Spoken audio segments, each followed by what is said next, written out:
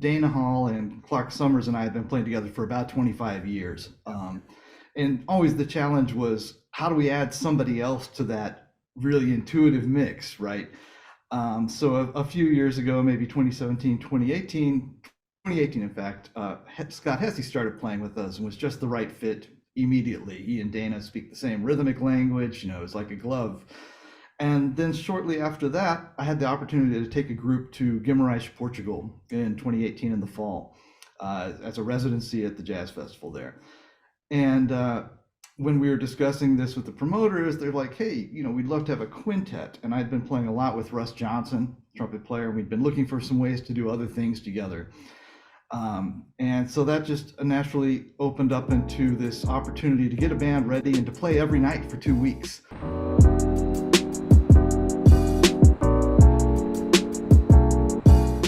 Hey everybody, it's Mike Geof for Chicago Jazz Magazine, chicagojazz.com, and welcome to another Around Town. Today we've got Geof Bradfield. He has got a couple of things coming up. We're going to talk about his gig coming up at the Jazz Showcase this Thursday through Sunday, January 12th through the 15th. We're also going to talk about a special gig that he's got coming up January 20th at the Emmanuel Episcopal Church in LaGrange. He's starting a record label with Chad McAuliffe, all sorts of stuff. So let's get right into it. Geof, thanks for jumping on for a few minutes today for Around Town, and welcome to 2023. And you've already got a busy calendar, it looks like. Yeah, for sure. Thanks for having me, Mike. Pleasure to be here. Absolutely. Well, let's just hit right off the top on the Jazz Showcase gig, because you've got a Jazz Showcase coming up this week, January 12th through the 15th. I looked over the lineup, who you're playing with. It says Geof Bradfield Quintet. And I know you've played with all these guys many times, have recorded with these guys many times. So why don't we talk about who's in the band and what people can kind of expect to hear that weekend? Sure. So this quintet project goes back probably to, in some way or the other, Dana Hall and Clark Summers and I have been playing together for about 25 years. And always the challenge was, how do we add somebody else to that really intuitive mix, right? So a few years ago, maybe 2017, 2018 in fact, Scott Hesse started playing with us and was just the right fit immediately. He and Dana speak the same rhythmic language, it's like a glove. And then shortly after that, I had the opportunity to take a group to Guimarães, Portugal in 2018 in the fall, as a residency at the Jazz Festival there. And when we were discussing this with the promoters, they're like, hey, we'd love to have a quintet. And I'd been playing a lot with Russ Johnson, trumpet player, and we'd been looking for some ways to do other things together. And so that just naturally opened up into this opportunity to get a band ready and to play every night for 2 weeks at this festival, hosting sessions. And yeah, it was wonderful. We were doing some workshops during the day, leading and playing with a big band and orchestra that I'd written some music for, the conservatory students there. And then at night we lead the after hours jam sessions. At the end of it, we played a concert as part of the festival. And it was a great experience. I'm really grateful to them for having us, and to Matt Eulery, who had done it the year before, for recommending me. The following year, COVID hit and there was no foreign group, but after that I recommended Ryan Cohen for it, and he did it, and Victor Garcia did it this year. So we've had a nice run of Chicago cats doing this festival. They're very interested in jazz in Chicago out there. So anyway, that was really the genesis of this quintet, or that quartet, that trio becoming a quartet, becoming a quintet. And that's the group that is coming into the showcase this weekend. So that group that was in Guimarães will be there Friday and Saturday night. We'll be there Saturday and Sunday for the matinee and the evening. The Thursday and Friday, Clark and Dana, who are in high demand, are out on the boat with Kurt Elling out on the Jazz Cruise. So they will join me on Saturday. But before that, I have this wonderful young drummer I've been playing with a lot, Neil Hemphill. Last time we were at the showcase, he did the run there and was just fantastic. It gets better while you watch. I can't overstate how much I love his playing. And then one of the stalwarts of Chicago bass players, John Tate, who I was fortunate enough to get, who's everywhere since he's moved back from New York to Chicago. So that'll be absolutely wonderful too. It creates I'll miss Clark and Dana in some ways, of course, because we have this long history, but I love having the opportunity to make these connections with new players. And Nick Mazzarella, who is a longtime collaborator, is filling in for Russ Johnson on Friday. So I'm excited to play this music with Nick as well. He brings a completely different voice to it. Well, I mean, obviously all the players are killing, and it's going to be, regardless of what night everybody goes to. By the way, 8 o'clock, 10 o'clock, Thursday, Friday, Saturday, and then 4 o'clock on Sunday, the matinee, the Joe Siegel Save the Children matinee, as I always call it, because Joe used to lecture me about it. And then 8 p.m. on Sunday as well. Of course, Jazz Showcase is at 806 South Plymouth Court in Chicago, jazzshowcase.com. Get tickets in advance. They sell them online, actually. Of course, you can also get them at the door as well, but you want to make sure you get tickets. What kind of music? I mean, I know you have tons of original tunes that you've written and composed and arranged and everything else. I mean, is there a specific repertoire that you're putting together for this? Because you could probably pick from so many different things, not even playing any standards at that point. So, I mean, how do you even put the repertoire together for this? With this group, I do play more original music or arrangements of maybe some unusual choices of other people's music. What I like to call opium. Steve Lacy called it, right? Other people's music. I love that. Addictive. So, some of my favorite opium is the music of Emmanuel Pascoal, the Brazilian composer, multi-instrumentalist. So we'll be playing at least one piece of his that I arranged for the group. I love, the tradition of all kinds of African diaspora music in Chicago. So we'll play some Curtis Mayfield that I've arranged for the ensemble. We do The Other Side of Town, which appears on Curtis's first record, and we recorded live at the Green Mill on a record that came out in 2017 called Birdhouse on the Cellar Live label. Okay. But the other music will largely be mine, a lot of which, as I said, is influenced by African diaspora music, influenced by African rhythms and things like that. And is, I would say, in a modern jazz vein with those rhythmic foundations. The thing I love about what Wayne started doing at the showcase, even before COVID in January, because, obviously he brings a lot of national and international musicians in throughout the year. But in January, he's almost specifically focused on local Chicago talent and allowing you guys to go in there for 4 nights and play. And you guys are playing these compositions, and you're really, each night is going to continuously change, because obviously you got to feel for the room on Thursday night and it's going to be great. By Sunday, it's going to really be killing. And, it's something that I don't think a lot of people are aware of, but it's like January is like Chicago Jazz Month over at the Jazz Showcase. And being able to hear a group one night is one thing, but being able to hear you on a run, and that's always been the beauty of the Jazz Showcase, even when Joe and Wayne had it and they were doing 5 and 7 night runs with the national artists, or even 2 weeks sometimes, way back in the day. It just doesn't happen that way anymore, having 4 nights, and to be able to do that. So, I mean, you're going to be able to pull from a lot of repertoire, figure out what, probably go in a lot of different directions with the different lineups and stuff. So everybody should check that out, jazzshowcase.com. It's coming up this week, Thursday through Sunday. And then January 20th at the Emmanuel Episcopal Church, they have a jazz series out there as well. And I think that's sponsored by WDCB. It's in LaGrange, Illinois. It's 203 South Kensington. And all the info is on Geof's website, geofbradfield.com. Also, WDCB has that as well. So talk a little bit about that. Is that still going to be the Geof Bradfield Quintet there? Yep, we'll be the same group that'll be at the showcase Saturday and Sunday with Dana and Clark. And so we'll be well warmed up, and should be just a nice break during the week and then hitting it again as if we didn't leave it. Yeah, well, and it's also, I always find it interesting to hear the acoustics in a church, so when you go and hear this music in a church, I think, you told me to call Jazz in the Sanctuary, right? So it's right there in the church, and it just adds a whole different feel to the textures of the music, I think. Yeah, absolutely. I think you have to make some choices based on the room, which means the people who are in the room, of course, the audience, the people who are on the bandstand, the band, and the way the room sounds. The Jazz Showcase is a great sounding room, kind of right in the middle. It's not too wet, not too dry, really a fun room to play acoustically.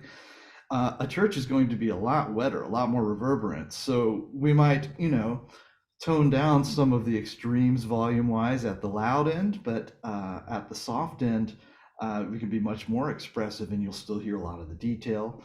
playing something like a solo saxophone intro or a bass solo in the sanctuary brings a whole new dimension to it that you wouldn't necessarily hear at a club where you're going through the microphone into the house. And yeah, Mhm. very, very different experience, I think. You know what I love is when I hear jazz in a church, no matter where it's at, once you get the feel of the whole atmosphere, if you sit there and you close your eyes in the audience and you can really hear the reverberation depending on the church. I mean, it's Mhm. just a whole different vibe. I mean, it's wonderful and it's a totally different feel. So if you're coming in from the western suburbs to the Jazz Showcase, you're going to hear one thing, but if you go check them out again in LaGrange on January 20th at Emmanuel Episcopal Church, it's just going to be a different feel of the whole thing. So it'll be interesting if you can go compare and contrast each one if you actually are able to make both gigs.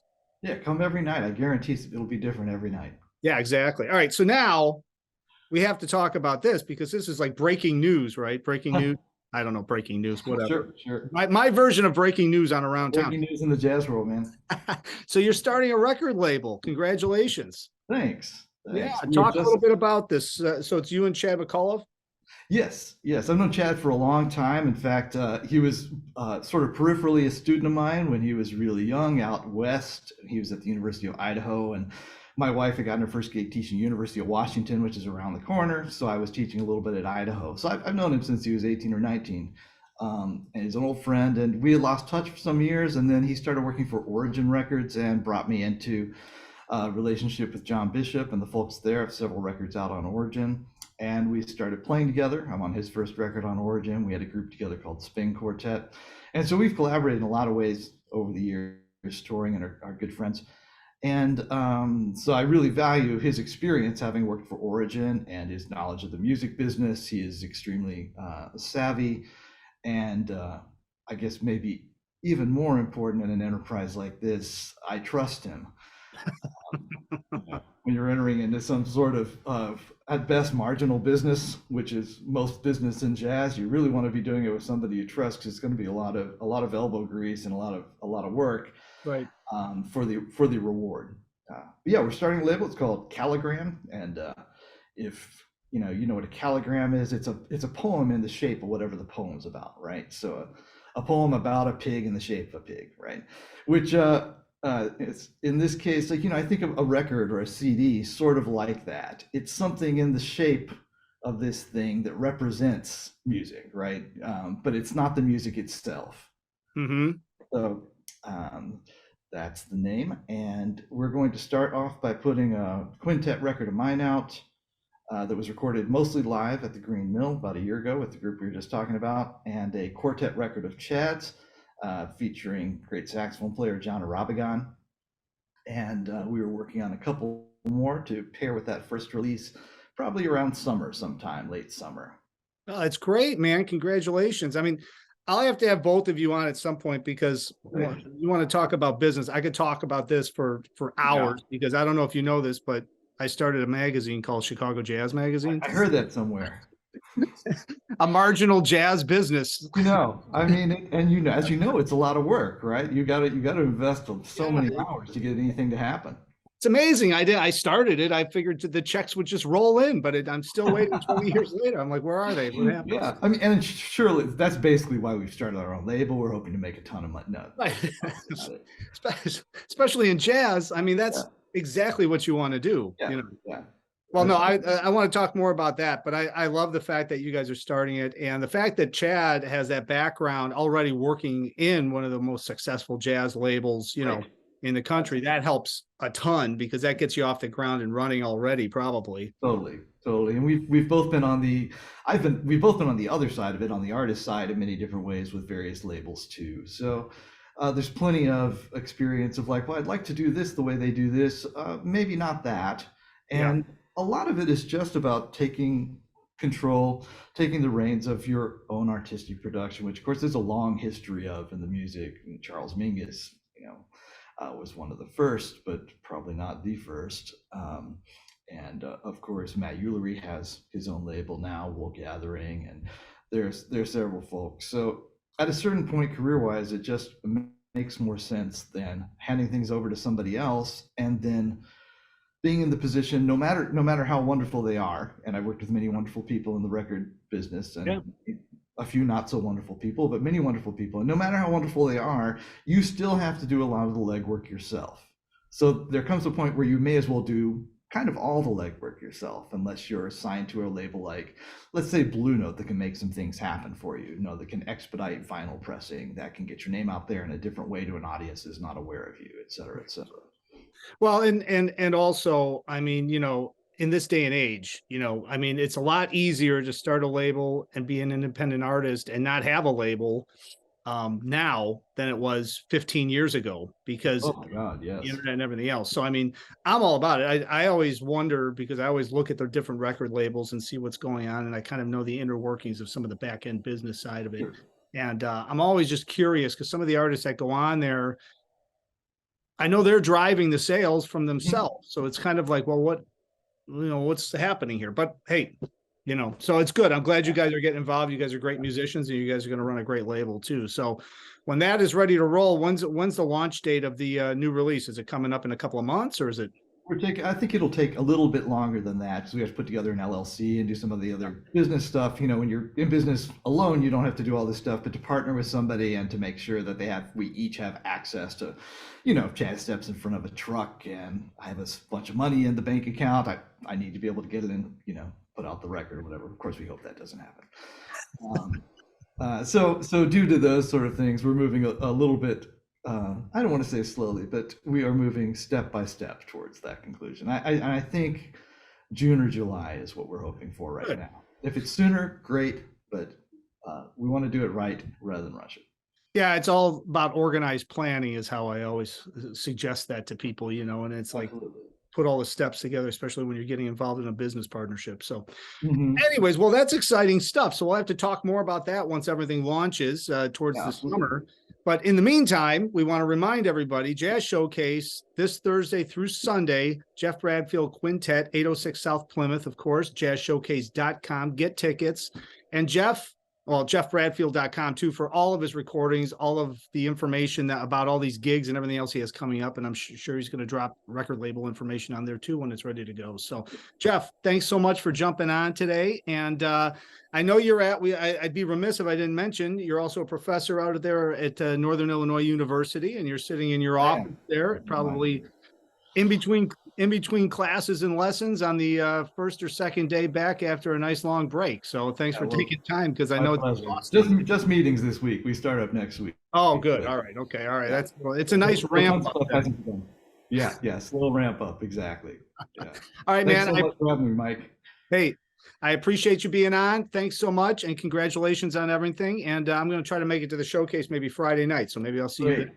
Look forward to seeing you there. Awesome. And of course, everybody, thanks for watching, and thanks for all the support over the years. ChicagoJazz.com is all the information on everything happening in Chicago. And until next time, hopefully I will see you all somewhere out on the scene.